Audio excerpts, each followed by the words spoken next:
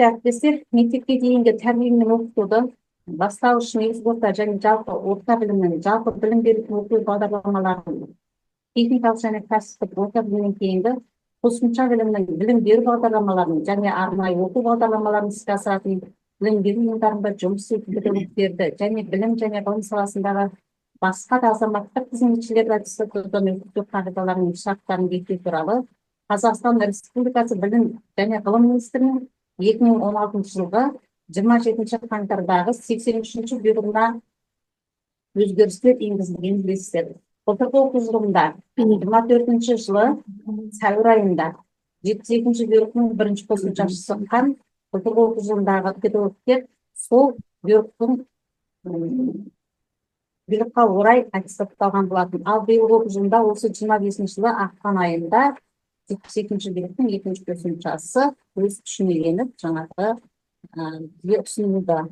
Биылғы оқу жылындағы мұғалімдер осы бұйрықтың негізінде аттестатталынбақ. Бұл жердегі зерттеушілік санатын растайтын және педагог зерттеушілікке өтетін, кезектен тыс сарапшылыққа өтетін мұғалімдерге міндеттелініп отырған конструкция. Яғни өзінің авторлық әзірлемелерін үш ауданға тарату міндеттелініп отыр. Соны жүзеге асыру барысында бүгінгі мынау арқылы өздерінің авторлық әзірлемелерін ортаға салғалы отыр. Айтқан жоқ бәлі? Енді бұл бүгінгі күнде салғалы отырған істерде мына жерге қарасаңыздар, енді мақсаты әртүрлі білім беру мекемелері арасында ынтымақтастық қалыптастыру, коммуникацияның мақсаты тәжірибе алмасу, ортақ жобаларды іске асыруды қолдау. Мұғалімдердің кәсіби шеберлігін арттыру арқылы білім беру сапасын жақсарту. Келетін нәтиже мұғалімдер жаңа әдістерді қолдану арқылы оқу сапасын арттырады. Педагогикалық тәжірибелерді тарату барысында мұғалімдер өз шығармашылықтарын дамытады. Педагогикалық тәжірибелердің таратылу нәтижесінде білім беру саласында тұрақты әрі тиімді өзгерістер орын алады. Мұғалімдер арасында кәсіби байланыстар орнап, болашақта бірлескен жұмыс жасау мүмкіндіктері ашылады. Мұндай келесі кезекті Дайда Мүкенқызына береміз. Дайда Мүкенқызы, сөздерді сіздер. Саламатсыздар ма, құрметті әріптестер? Мен Құдайберген Лейла Мүкенқызы, 123 мектеп гимназияның қазақ тілі мен әдебиеті пәні мұғалімі, педагог сарапшы. Авторлық бағдарлама тақырыбы ерекше білім беруді қажет ететін балаларды оқытудың әдіснамалық негіздері 7-ші сынып оқушыларына арналған, барлығы 34 сағат, аптасына 1 сағат. Арнайы курстың мақсаты ерекше білім беруді қажет ететін балалардың өз мүмкіндіктерін барынша жүзеге асыру арқылы қоғамға толыққанды мүше болуын қамтамасыз ету. Қазақ тілі пәнін оқытуда ерекше білім беру қажеттіліктері бар аутизмнің жеңіл түрімен ауыратын балаларға психологиялық педагогикалық көмек көрсете отырып, қарымды қабілеттерін дамытып, ережеге сай кешенді оқыту, оқуға деген белсенділігін қалыптастыру. Баланың жеке жас ерекшеліктері мен қабылдау деңгейін ескере отырып, әр тақырыпқа даярланған тапсырмалар тізбегін дамыта бейімдеп оқыту және салыстыру, талдау, жинақтау, қорытындылау, жалпы ойлау дағдыларын қалыптастыру, зейіннің тұрақтылығы мен зейін шоғырлануын дамыту, көру, есту арқылы есте сақтауын дамыту, сөйлеу тілін, сөздік қорын арттыру болып табылады. Енді бағдарламаның міндеттеріне келетін болсақ, әр баланың жеке қажеттіліктерін анықтау арқылы жеңілдетілген жүйемен білім беру мазмұнын бейімдеу, сабақта танымдық іс-әрекет процестерін дамыту, интеграциялау арқылы жұптық, топтық жұмыстар арқылы оқуға ынтасын оятып, зейін тұрақтылығын қалыптастыру.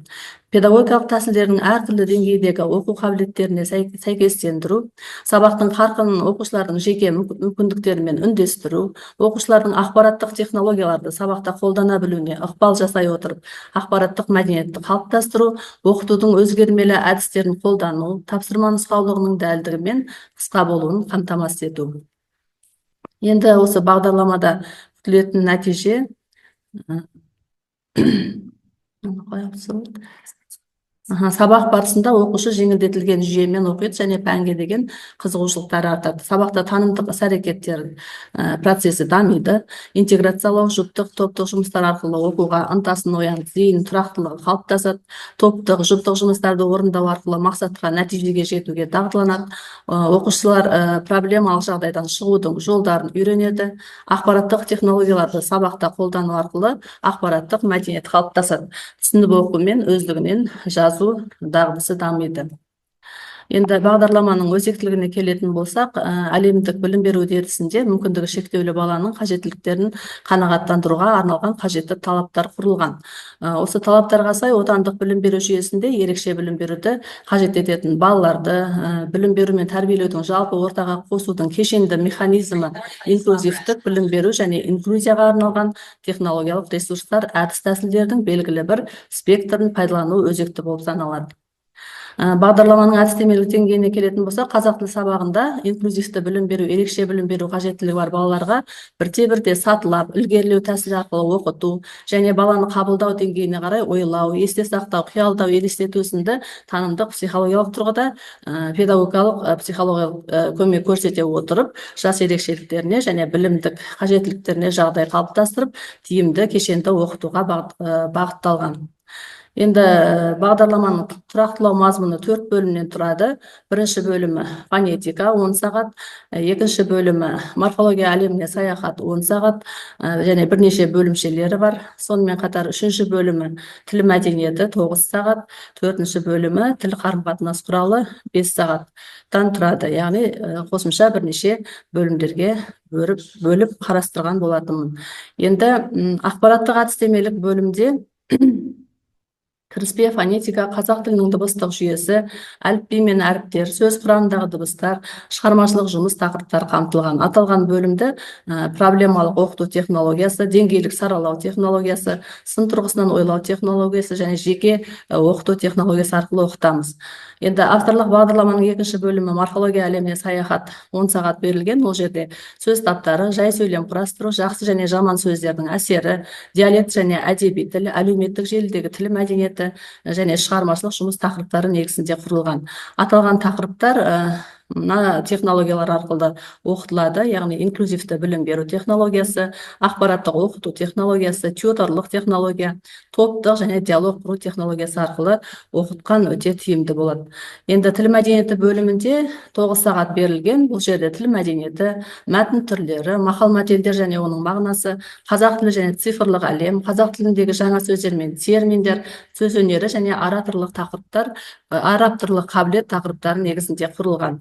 Аталған тақырыптар Ясминскийдің жеке тұлғаны дамыту технологиясына, Нұрша Оразаханованың сатылай кешенді талдау, сатылай кешенді оқыту технологиясы, Селевконың өзін-өзі дамыту технологиясы және кезеңдеп оқыту технологиясымен оқытқан өте тиімді болып келеді.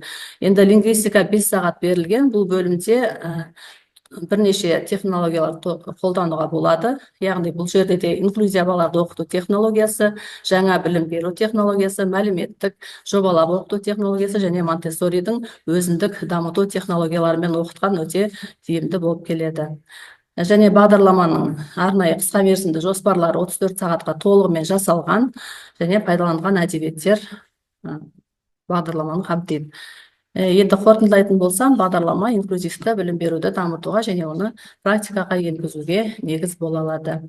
Тыңдағандарыңызға көп рахмет. Қосымша сұрақтарыңыз, пікірлеріңіз болса, мархабат, комментарийға да жазуға болады.